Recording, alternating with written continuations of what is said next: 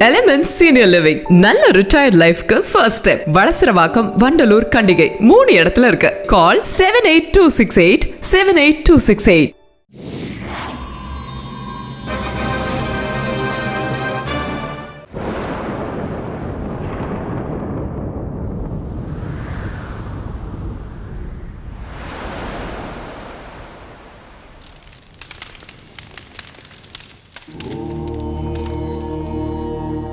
असतोमा सद्गमय तमसोमा ज्योतिर्गमय मृत्योर्मा अमृतं गमय ओम शांति शांति शांति असतोमा सद्गमय तमसोमा ज्योतिर्गमय मृत्योर्मा अमृतं गमय ओम शांति शांति शांति வேதங்கள் தானே வாழ்க்கையின் சாரம், மெய்ஞானம் தானே உலகினை ஆளும், மனிதனின் தேடல் பல இங்கே மறைந்திருக்கும் பொருள் எங்கே, பழமைகள் தானே புதுமையின் நாடி சொல்லவே வந்தான் புதுயுக ஞானி, இரண்டாம் சாணக்கியன் இவனோ. असतोमा सद्गमय तमसोमा ज्योतिर्गमय मृत्योर्मा अमृतं गमय ओम शांति शांति शांति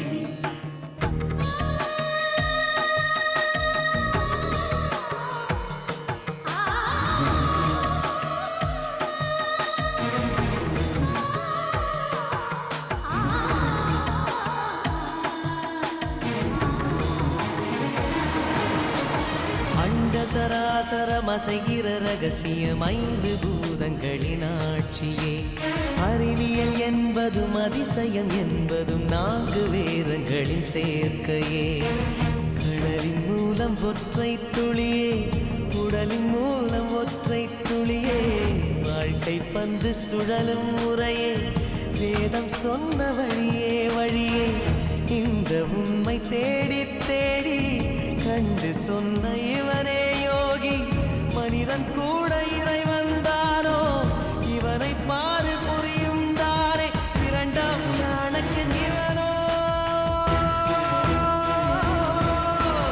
असतोमा सद्गमय तमसोमा ज्योतिर्गमय मृत्योर्मा अमृतं गमय ओम शांति शांति शांति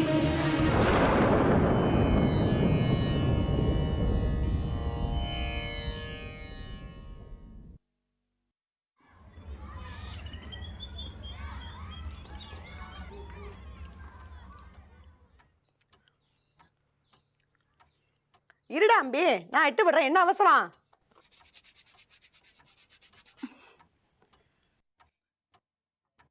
வெத்தலையை போட்டு சுண்ணாம்பு இதில் தடவிட வேண்டியது. தொடச்சி எடுக்கிறதுக்குள்ள மனுஷாளுக்கு பிராணம் போகிறது. ஒரு காரியம் செய்யணும்னா வணங்காத. அதை தொடாதரா, ஈசிக்க போறது. புடிஞ்சு போச்சுரி. அப்படியே பிரிச்சு வச்சுக்கோ. உங்க கை கட்டு. பாட்டி, மருதாணி மட்டும் பச்சையா இருக்கே, அப்புறம் எப்படி பாட்டி சிவப்பா மாறுறது? அது சேப்பு ஒளிஞ்சின்னு இருக்கு பச்சைக்குள்ள. சும்மா கேள்வி கேட்காதரி. கேட்குற கேள்விக்கு பதில் சொல்ல தெரியலன்னா எதையாவது சொல்லி மழுப்பிட வேண்டியது. பாட்டி, நெத்தியில மருதாணி இருந்தா நெத்தியும் சிவப்பாடுமா? வா, உன் மூஞ்சி பூரா அப்பி விடுறேன். செக்கச்சவேல்னு மாறி விடலாம். என்ன கேள்விடி இது? பாட்டி பாட்டி, இங்க சொரியுது. ஷோ, உனக்கு மருதாணி இட்டு விட்டாதான் நெடுக சொரியும் அரிக்கும். உனக்கு சொரிஞ்சு விடணும், எல்லா அழிவும் நானே எடுக்கணும்டி. குழந்தைகளுக்கு மருதாணி இட்டு விடுறேன்னு ஆசை காமிக்கவும் வேண்டாம், அப்படி அழுத்துக்கவும் வேண்டாம். நீர்ச்சா குட்டி, நீ எழுந்துக்கோடி. இங்கே வந்து உக்காச்சுக்கோ. விட்டுண்டாச்சோனா சமுத்து. அவளுக்கே அடைஞ்சலா இருக்க. அவ பொண்ணை ஒன்றும் சொல்லிடக்கூடாதே. அவளை அதட்டுற மாதிரி என்ன அதட்டியாருது. ஏண்டா மகாதேவா, எப்போ மார்க்கெட்டுக்கு போன, எப்போ வர? ஏண்டா இத்தனை நாழி? நீ கொஞ்சம் வாய மூடின்னு சும்மா இருக்கியா? பார்வதி, நம்ம இந்த அக்ரஹாரத்தை விட்டு போக வேண்டிய நேரம் வந்தாச்சு. நான் தான் அப்பவே சொன்னேனே பட்டணத்தை பார்க்க போகலான்னு. நீங்க தான் கார்லயே போட்டுக்கல. உங்ககிட்ட போய் சொன்னேன் பாரு, எதிரா சாக்குன்னு காத்துட்டு இருக்க. உன் மாமியார் இருக்கிற வரைக்கும் நம்ம நிம்மதியா வாழ முடியாது. அதுக்காக நான் மண்டையை பொண்ணுங்கிறியா? நீ மண்டைய போட வேண்டாம். மத்தவா விஷயத்துல மூக்கு நுழைக்காம இருந்தா அதுவே போறோம். யார் விஷயத்துல மூக்க வச்சா யார் கதை கடிச்சேங்கிற? நேத்தி சிவன் கோயிலுக்கு போனாளா? அங்க சீமாச்சுவ பார்த்தாளா? நன்னா பிரஸ்தாபிச்சாளா? அப்பா பிரஸ்தாபிக்கிறதுனா என்னப்போ? நீ உன் பாட்டிய கேள்றி, உனக்கு நன்னா சொல்லுவா விஸ்தரிச்சு. சுவாமிநாதனை தூண்டி விட்டதே நான் தான், சந்தானராமனே உபநயனம் பண்ணணும்னு சொன்னதும் நான் தான். பீத்தின்னு இருக்கா. அதுக்கு இப்ப என்னடா ஆச்சு? உனக்கு என்னம்மா ஆச்சு?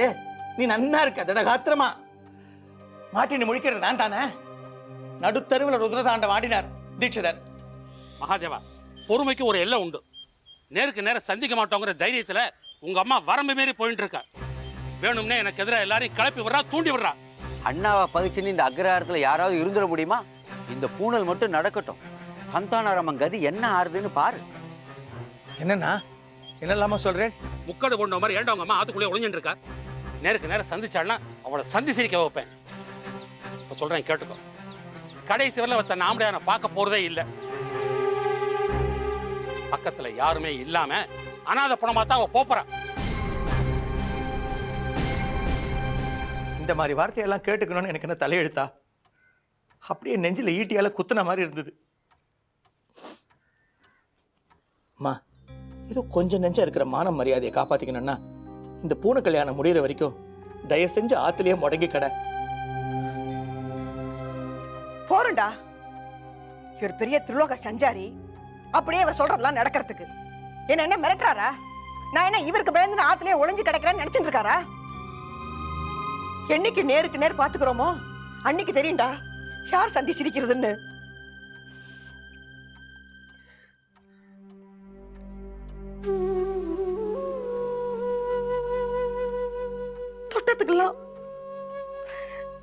தொட்டத்துக்கெல்லாம் அவரை என்ன இழுக்கணும்?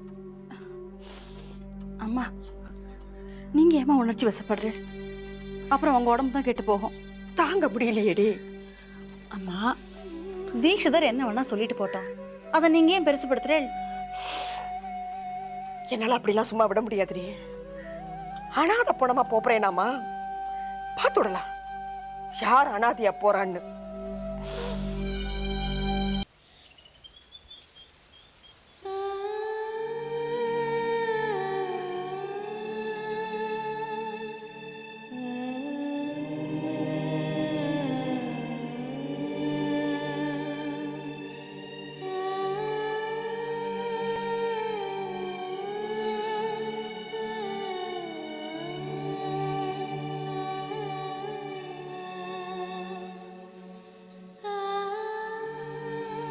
ஆண்டாள், இந்தம்மா காஃபி.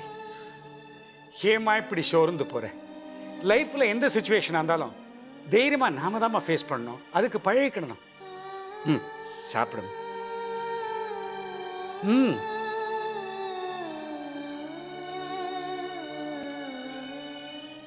என்னம்மா இது இப்படி படப்படுத்துக்கிற? உனக்கு குமார்கிட்ட பேச தயக்கமாக இருந்தா நான் பேசிக்கிறேன். குமார் வந்துட்டான்னு நினைக்கிறேன்.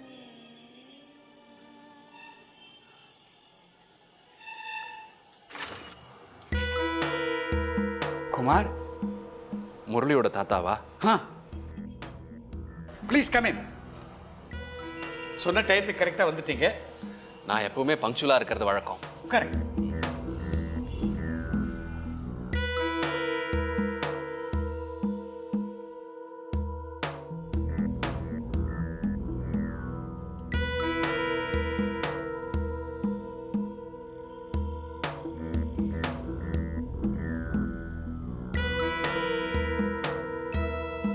முரளியோட அம்மாவா?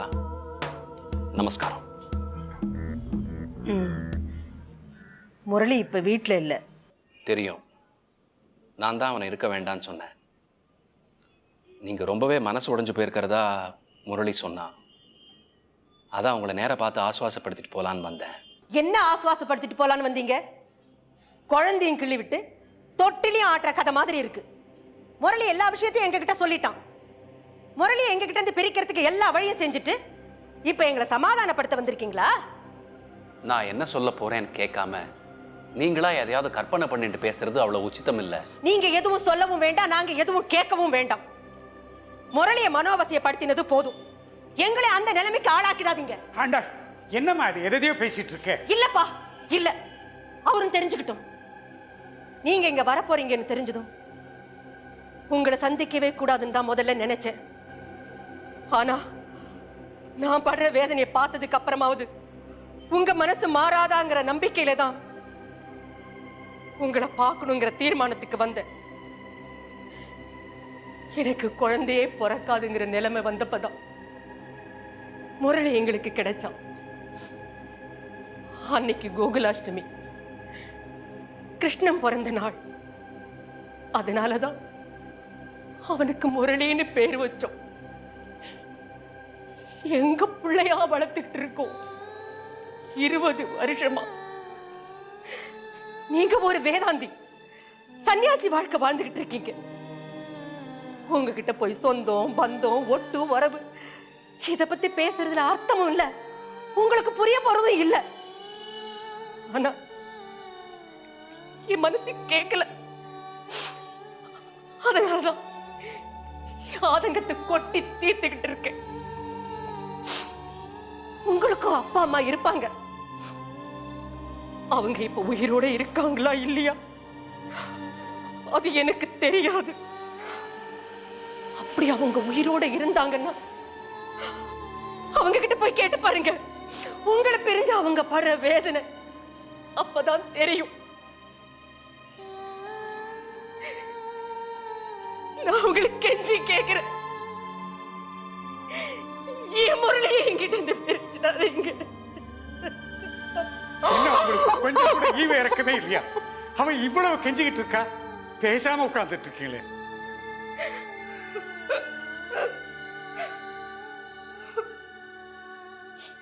உங்க மனசுல இருக்கிறதெல்லாம் நீங்க வெளிப்படுத்திட்டே, கொட்டி தீர்த்துட்டே. ஆனா என் மனசுல இருக்கிறத நான் யார்கிட்டயும் சொல்றது கிடையாது, சொல்லவும் முடியாது. நான் ஒரு வேதாந்தி, சந்நியாச வாழ்க்கை வாழ்ந்துட்டு இருக்கேன் அப்படின்னு சொன்னேன் இல்லையா? வாஸ்தவம் தான். இந்த சந்நியாசிக்கும் பெத்தவா இருந்தா இறந்தா, அதெல்லாம் எதுக்கு இப்போ? நான் உங்களை பார்க்க வந்தது, முரளி இல்லாத சமயத்துல பார்க்க வந்ததோட நோக்கத்தை உங்கள்கிட்ட சொல்லிடுறேன். ஒரு முக்கியமான விஷயமா முரளியை நான் சோழலிங்கபுரத்துக்கு அழைச்சின்னு போக வேண்டியிருக்கு. அந்த வேலை முடிஞ்சதும் முரளியை பத்திரமா உங்ககிட்ட ஒப்படைச்சுடுறேன். இது சத்தியம். ஆனா முரளி கிட்ட மகாதேவனை முறைப்படி அறிமுகப்படுத்துறேன்னு சொல்லிருக்கீங்க. எதை எப்போ நிறைவேற்றணும்னு எனக்கு தெரியும். முரளி கிட்ட வெறுமன வாக்கு தான் கொடுத்துருக்கேன், உங்ககிட்ட சத்தியமே பண்றேன். முரளிக்கு இப்போது தெரிய வேண்டாம். நல்லா இருக்கு, கேட்கறதுக்கு நல்லா இருக்கு. எப்படி நம்புறது?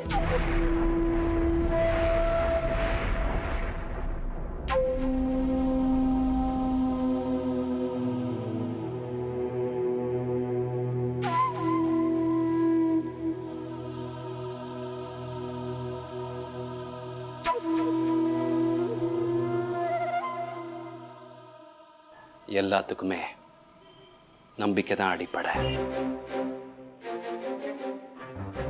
என்ன நம்புறதும் நம்பாததும் உங்க இஷ்டம். புள்ளைய பிரிஞ்சிருக்கிற கொடுமை எனக்கு தெரியாம இருக்கலாம், ஆனா பெத்தவாளை பிரிஞ்சிருக்கிற வேதனை எனக்கு நன்னாவே தெரியும்.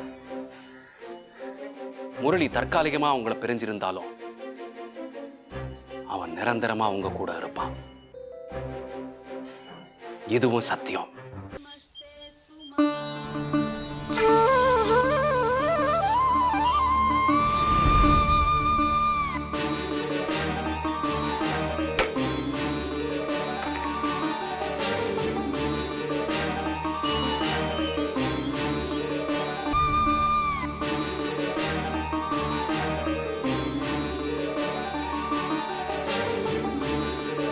நாங்க பேப்பர் ஆமா, நீ என்ன இங்க புதுசா? ஏன் கேக்குறீங்க? இல்ல, வழக்கமா எல்லாரும் பேப்பரை தூக்கி போட்டு போவாங்க, நீ என்னடா அடக்கமா பவ்யமா கொண்டு வந்து கையில கொடுத்துட்டு போறியே, அதுக்காக கேட்டேன். இப்படிலாம் தப்பாக நினச்சிக்காதீங்க. வழக்கமாக அவங்க அம்மா தான் கோலம் போட்டுருப்பாங்க. இன்னைக்கு நீங்கள் கோலம் போட்டுருக்கீங்க. அதான் க்ளோஸ் ரேஞ்சில் எப்படி இருக்கிறீங்கன்னு பார்த்துட்டு போகலான்னு வந்தேன். அட்டிங் சரிப்பாரு.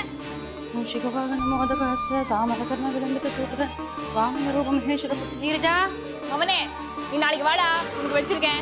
யார்கிட்ட தகராறு பண்ணிட்டு இருக்க? அந்த பேப்பர் காலங்க. சரி சரி, இந்த காப்பியை கொண்டு போய் தாத்தாட்ட கொடு. நீ இந்த பேப்பரை கொண்டு போய் அப்பாட்ட கொடு. நான் ஒரு வேலை சொன்னா பதிலுக்கு நீ ஒரு வேலை சொல்லிடு. காலங்காத்தால வந்துடுறானுங்க டென்ஷன் படுத்த. நீயும் தான்.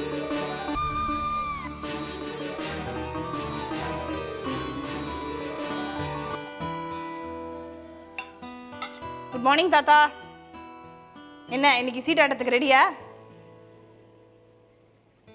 எத்தனை தடவை தான் பாட்டி இந்த லெட்டரை படிச்சுட்டு இருப்பேன், மனப்பாடமே ஆயிருக்கும். என்ன மலரும் நினைவுகளா?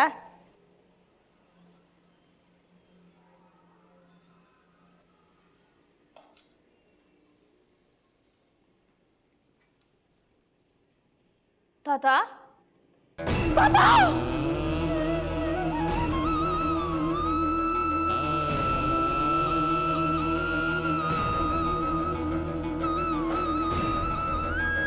என்னடி? தாத்தா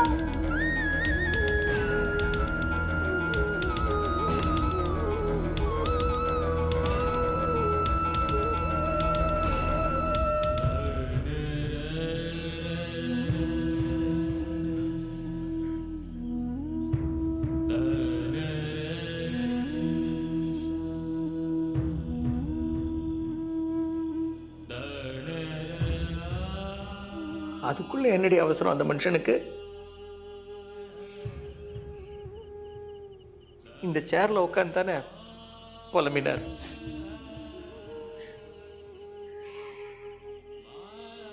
இப்படி போட்டுன்னு போயிருக்க வேண்டாம் அந்த பிராமணன். ஆமா, இருந்த வரைக்கும் அவரை கரிச்சு கொட்டின்னு இருந்தேன். இப்போ அவர் மேல கரிச்சுனா பொங்குறதாக்கும். அம்மா, இப்போ எதுக்காம எல்லாத்தையும் குர்த்தி காட்டின்னு இருக்க? கொஞ்சம் பேசாம இரு. இல்லடி, உங்க அம்மா சொல்றது சரிதான். வீடு தேடி வந்தவரை வாய்க்கு வந்தபடி பேசிட்டேன். சார் கொஞ்சம் ஆசுவாசப்படுத்திக்கணும்.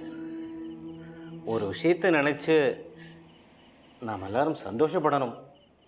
இல்லை, அது பின்ன இத்தனை வருஷம் எங்கெல்லாமோ அலைஞ்சு தெரிஞ்சிட்டோம். அவரோட கடைசி காலத்தில் நம்மளை தேடி வந்துட்டார் இல்லையா? இந்த பாக்கியம் எத்தனை பேருக்கு கிடைக்கும் சொல்லுங்க. அவருடைய ஆயுசு முடிஞ்சு போறதுன்னு அவருக்கு தெரிஞ்சிருக்கு. அதான் என்ன தேடின்னு வந்திருக்கார். ஒரு விதத்தில் அதுவும் நல்லதுன்னு தான் எடுத்துக்கணும். அனாதியாக எங்கேயோ சாகாதைக்கு குருவாயூரப்பன் அவரை இங்கே கொண்டு வந்து சேர்த்துட்டார் இல்லையா? மரணம் எப்படி இல்லாமோ வருது.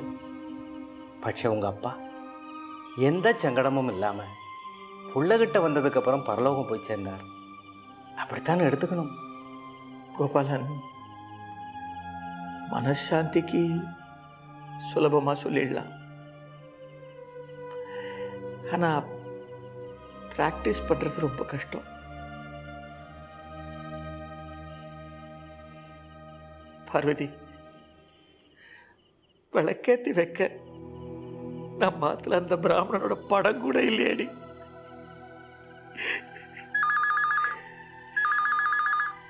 யாருன்னு பாருங்க.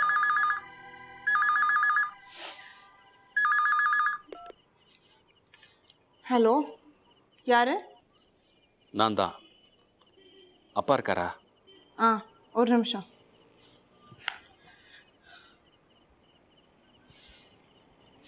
குமார்,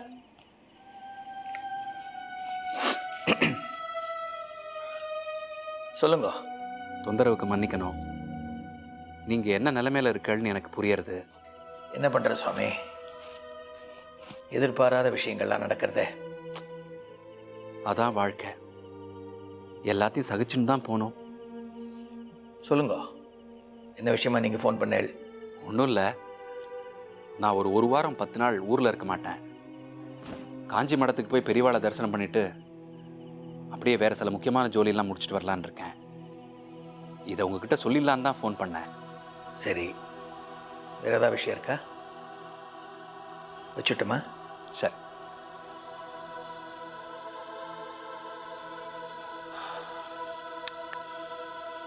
என்னவா? ஒன்றும் இல்லை, நம்மளால் அவனுக்கு நிறைய அசௌகரியங்கள் இருக்குது. அதை வெளிப்படையாக சொல்லாமல் மறைமுகமாக சொல்கிறான் பாவம். இங்கே இருந்தான்னா 13 நாள் காரியம் முடிகிற வரைக்கும் அவனுக்கு இடைஞ்சலாக இருக்கும். அதனால் வெளியூர் போயிட்டு வரேன்னு சொல்லியிருக்கான். இந்த 3 நாளாகவே அவன் சங்கர மடம் அங்கங்கேன்னு தானே இருக்கான். Anyway life has to go on. அப்போது நாளையிலேருந்து கொரியர் ஆஃபீஸை ஓப்பன் பண்ணலாம் இல்லையா? என்ன எதுன்னு நீங்களே பார்த்துங்கோ.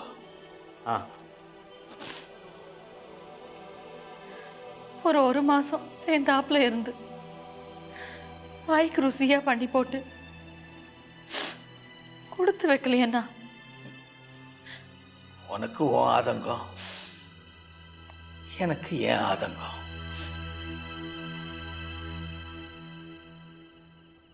பார்வதி, இப்போ தாண்டி எனக்கு ஒரு உண்மை புரியுறது.